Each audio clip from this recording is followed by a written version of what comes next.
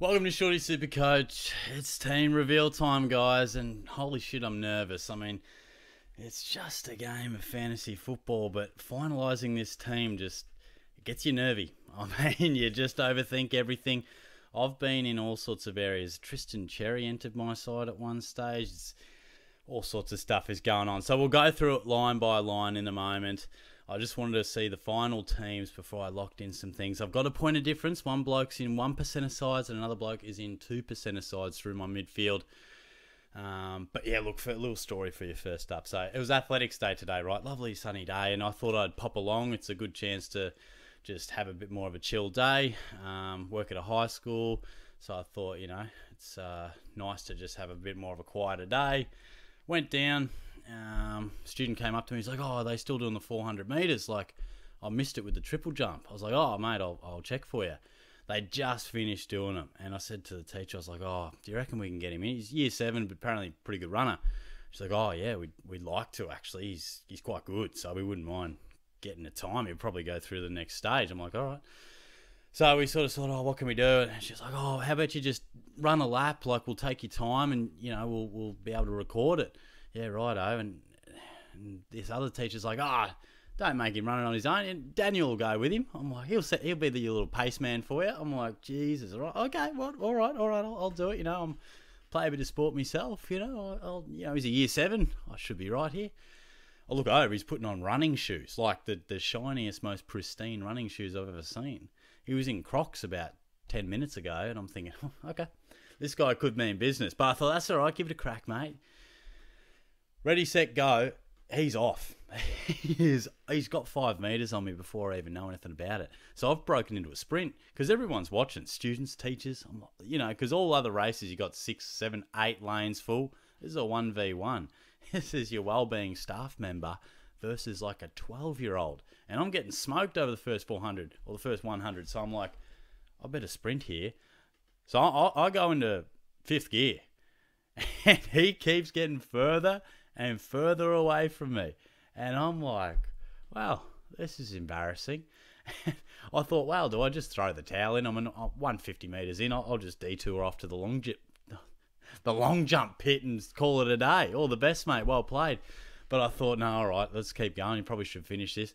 250 metres in. I'm pretty gassed at this point. I'm like, bro, you need to just slow things down to a jog here, or you might fall over the finish line here. So I finally get to the finish. People are cheering, yelling at me. I've just been absolutely smashed by this year 7 kid.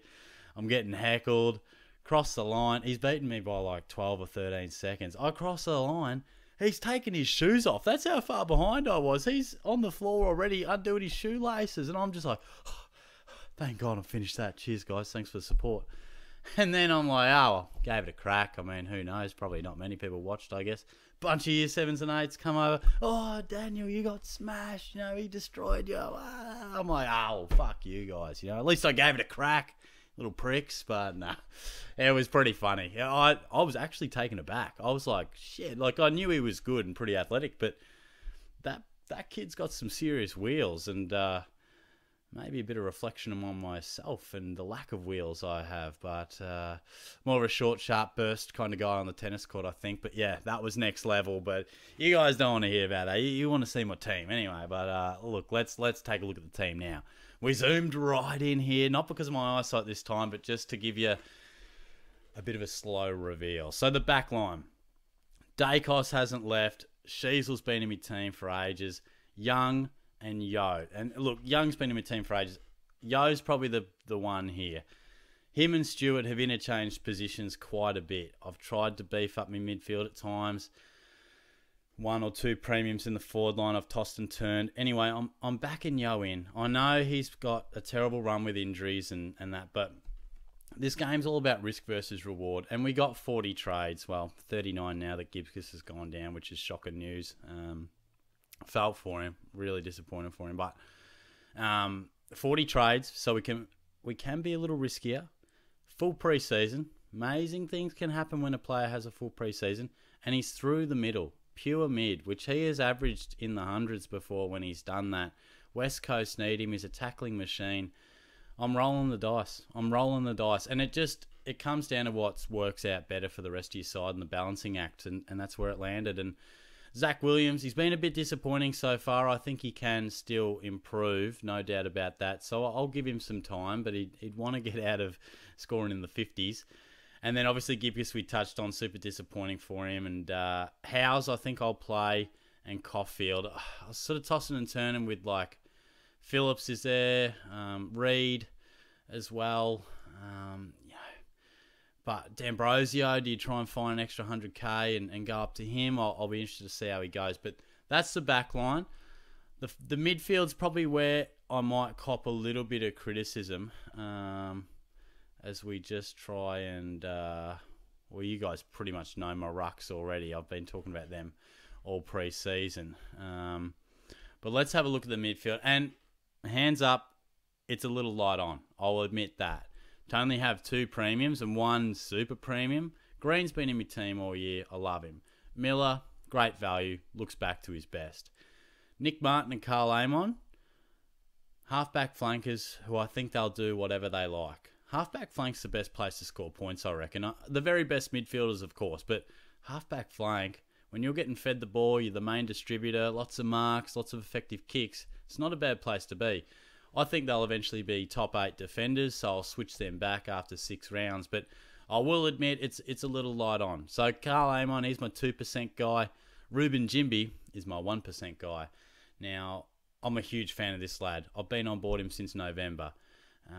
And the head knock wasn't ideal, but he's got up for round 1. He's their 3rd best midfielder. He'll get 65% plus centre bounces. You got Kelly, you got Yo, then you got Jimby. Now, I can see him averaging 85. I'm not putting 90 past him. And the way it basically worked was, do I go Jimby down to a rookie, which I still may do, and Yo up to Stewart, because you could do maybe Sean Manor. I'm really worried that Manor's going to be the sub, which would be frustrating. But if he's not, I may pull the trigger, Jimby down to Manor, Yo up to Stewart. And then, like I said at the top of the video, like, Gorn down to Cherry was a thing that I did at one point. And then I upgraded, I think I might have even gone Jimby to Newcomb or something like that. So I've thrown a few things around. There's been a time where Davies Uniacke was in my side, where Jai Newcomb was in my side. In the end, this is how it's balanced out, because I think there are great on-field rookie options in the midfield. Berry, once he was named, I think you can't go past him at that price. Sanders, Roberts, I'd happily have McKercher on the field. Lazaro should get midfield time. Jai Clark should get good midfield time. So there's a lot to get excited about through the midfield, as opposed to the back line, where I felt like you just can't afford to have too many of these rookies like on the field, because I think they could easily score you a 40 or a 50 or a 60. I think a lot of these mid prices and rookies in the midfield can really go 80 plus on their day. So it's all a balancing act. And you got a little glimpse of it before, but the ruck department, Gawn and Grundy, has barely changed. There was a snippet on Wednesday night where I had Cherry in there. It's tough. I've seen some people raise some concerns about Gawn and work on the calf, the tactics against him, no support, he'll get worn out. I don't know. I mean, there's still part of me that thinks, back Tristan Cherry in, but mid prices in the ruck, I've seen it gone pear-shaped many times before. And the thing is, we can get a couple of weeks to have a look at him. If Gawn doesn't really start firing and Cherry reels off a 110 and a 120, I can still do it, and I could assess what Jimby and Yo are doing. But at this stage, that's how I'm rolling with it. Just a loophole for your R3. Had Naismith in there for a bit, but obviously Nate came back, and Conway, no luck there. I thought he might, but that's how we've ended up with the rucks. And the forward line, which has been a headache for us all year, has actually been the one spot that over the last 2-3 weeks I've barely changed. Jackson is one guy that has come into the team, and I've ummed and ahed about this. Do you need both Jackson and Flanders? Reed's on the bench. And I'm like, do you just drop Jackson to someone and, throw Reed on the field? But I thought, Jackson without Darcy, and Darcy will be out for a long time. At least 6, could be more. The way he recovers, it's likely to be more. And if Jackson's on fire the first 8 weeks, they're not going to rush Darcy back to the number 1 ruck. I mean, I honestly feel like Jackson will be the main guy for the first 10 rounds at least.